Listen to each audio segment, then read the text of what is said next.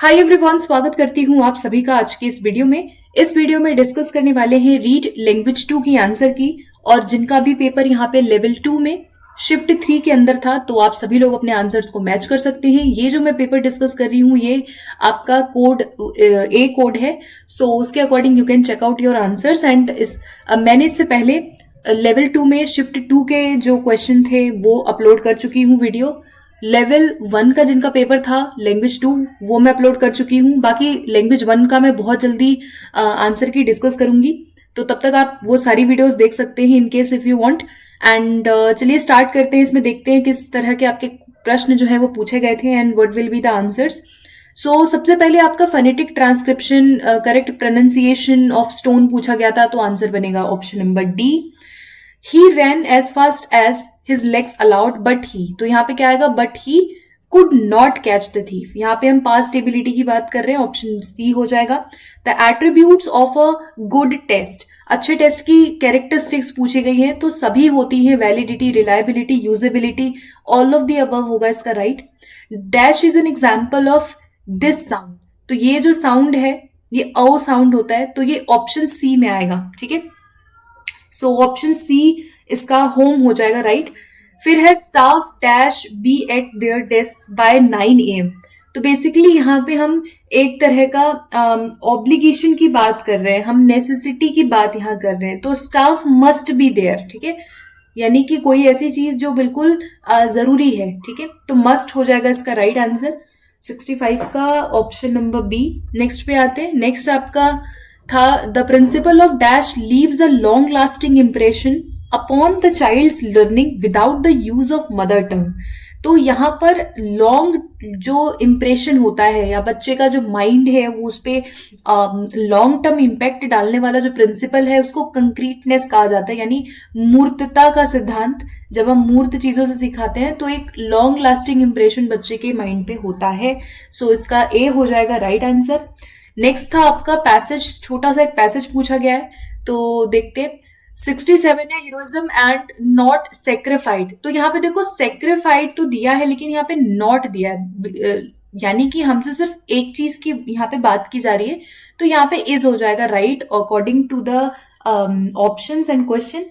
68 में the following can be appropriate title, title इसका क्या होना चाहिए, तो बीइंग सिविलाइज्ड इसका करेक्ट टाइटल होगा।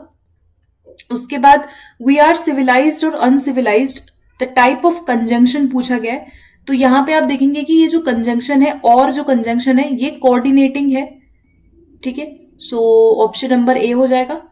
नेक्स्ट है the great movements of heroism and sacrifice are rare, इसका मतलब क्या है, ये क्या इंप्लाई करता है कि we do not need great, इसका 70 क्वेश्चन का ऑप्शन सी है, we do not need great moments to prove our selves. So option number C इसका राइट हो जाएगा। नेक्स्ट पे आते हैं, चलते हैं अपने नेक्स्ट क्वेश्चन की तरफ। क्वेश्चन नंबर 71 पूछा गया था कि people dash the habit of passing the judgement in small things, so people have the habit, option हो जाएगा इसका 1। नेक्स्ट है finger pointing is related to, तो फिंगर पॉइंटिंग किस हैबिट से रिलेटेड है, ऑप्शन सी हो जाएगा speaking habit. Arousing expectancy and incentive are the techniques of dash principle, motivation में ये हम यूज करते हैं बहुत ज्यादा, option C will be right. फिर आपका पोएम से क्वेश्चन आया था 74 to 78, सो देखते हैं। To every Christian I the literary device used here is, so यहाँ पे बहुत एग्जैक्ट कोई लिटरेरी डिवाइस यहाँ यूज नहीं किया गया, लेकिन अगर हम इसको क्लोजली देखें तो दो ऑप्शन में थोड़ा सा यहाँ पे कंफ्यूजन हो सकता है। एक तो है आपका एसेनेंस और एक है आपका मेटाफर, तो I will go with metaphor because यहाँ पे जो आए है टू एवरी क्रिश्चियन आए में, जो क्रिश्चियन आए है उसको हम मॉरल के सेंस में यहाँ पे देख रहे हैं। ठीक है, यहाँ पे हम सोसाइटी की बात कर रहे हैं कि क्रिश्चियन आई मतलब कि जो मोरालिटी है उसके बेसिस पे बताया जा रहा है आइस को। सो यहाँ मेटाफर हो सकता है और एसेनेंस भी हो सकता है क्रिश्चियन एंड आई में, बट बहुत डायरेक्ट यहाँ पे वॉवल्स रिपीट नहीं हुए, so we will go with option D. बाकी इसको मैं स्टार लगा सकती हूँ, लेट्स सी कि इसका बोर्ड क्या आंसर मानता है। मेरे अकॉर्डिंग यहाँ पे डी होना चाहिए। Next is the line that has the use of alliteration.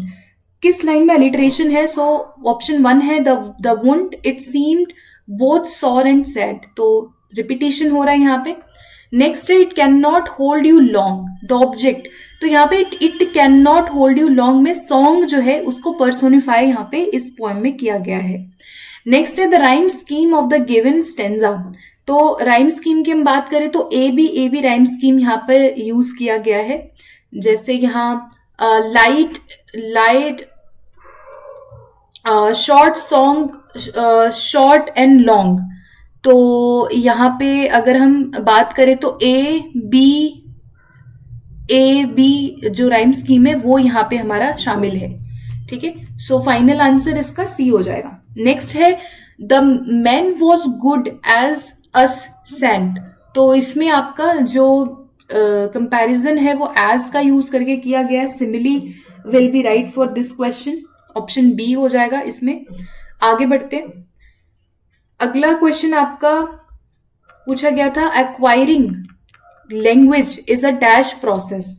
तो जब हम भाषा को एक्वायर करते हैं तो ये कैसा प्रोसेस होता है? हमेशा अनकॉन्शियस या सबकॉन्शियस प्रोसेस इसको कहा जाता है. फिर सेमी वॉवल्स, आपका सेमी वॉवल्स की संख्या यहाँ पे पूछी गई है 2 हो जाएगा. य वाला जो साउंड है आपका जिसको जे से डिनोट करते हैं, आपका W. Development of generic skills is one of the vital strategies for of.